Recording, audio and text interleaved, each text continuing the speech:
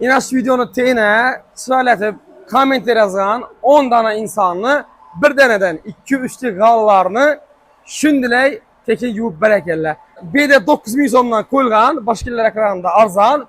Yine bir evzelliği iyunun başına don, keyin ayına başına don. O bahis kitkesen bareke. Ve gilemlerinizi öyüzden ekitip yuvup bana yapar ben berekerler. Selamun aleyküm hürmetli dostlar. Bize gilem yuvuk seyhindamız. Birinin menzili Xanqa Tüməni Karakar kışlağında Köne Baninin yanında açıldı. Açılğana göre zaman evetip, zor etip açtılar seyhini. Gilemleriniz teyyar halata gelincesine bir neçe batışlardan ötedi. Baninin de Nur Mehmet ağamızın izinden işlemiz. Gelin bir katar çüntürüp beresindi. Zane birinci baskısımıza geçsek, bununla birinci nöbette maşında barladı. Üyünse telefon urganısından ki, üyünse barıp 100% gilemlerinizni yenilengen halatında yazıp, arkalarına üzünüz namunusunu yazıp gilemleriniz almaşıp gitmesliklerini işanç hasıl kılıp kalasız. Geyinden ki, bizane yine bir zdaniyemiz var, onun içinde Çankaka'da aparat var. Bu yaşaş cayı bulgan için bir yerde kalkış imkanı yok. İnan şu gallarınız onun çandan çıkıp kalkılıp geldi. Bula ikinci jarayonumuza ötkenimizde ümünde inan su bilen eziledi 100% ezilenden ki rotor aparatlarımızda ötüp onu suları distillengen buladı. Rotorda yuyulgandan keyin sularımız başta vodobrod suyuna yuyuladı.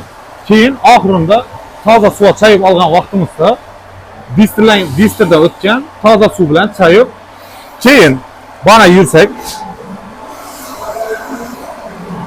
Umunda inen doğru taze suya çayıp yuğup ulanandan keyin umunda tutada aparatımız var.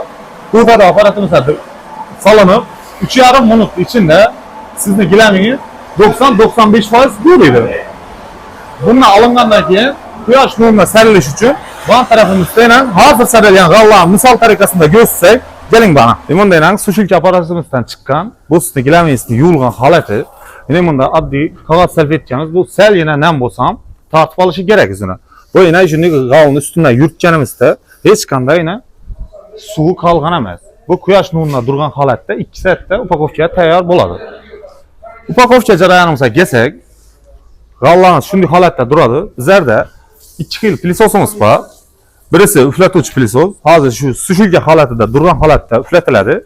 U bo'lgandan keyin pasa üzünü yayıladigan joylari bor. Ashura barib 3 motorlu plisosumuz bilan changlar so'rdirilib, tibitlar yana da ko'tarilib, upakovka jarayonuna keladi. Upakovka jarayonimizga kelsak, bana kelsangiz, bunday upakovkalar chiroyli qilib, chulonkalab, uy manzillaringiz bunday qog'ozlarda yoziladi. Kimning nomidan, kimniki bo'lganligi. Ana shu jarayoni bitgandan keyin siz gilamingiz mashinamizga yuklanadi.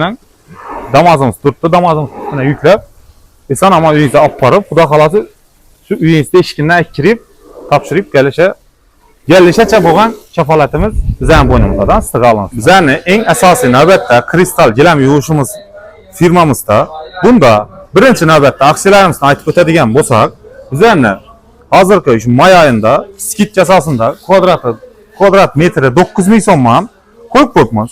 Lekin 50 kvadratdan oshgan mijozlarimiz bo'lsa, ular 50 kvadratda ariyandan 10% skitga asoslab chiroylatib qaytib kelishib yana yuvib beriladi.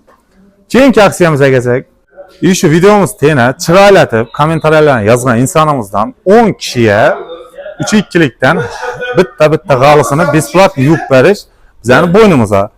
Sevinç Bey Kalandarov'un namından geçenizse, Mabada Sevinç Bey şu uzak yoldan, misali Hazarız taraf, Güllen taraf, Derya'dan arık taraflardan geçenizse, Sevinç Bey Kalandarov'un muhlisimen şunu profilinden gördüm de geçenizse yine çekirmelerimizni yana da ko'proq etib berishga harakat etamiz. Albattaki yana bitta yangiligimiz, bizlarda quyosh panel xususiy korxonamiz bor. Uning nomi Nodirbek Energy Power.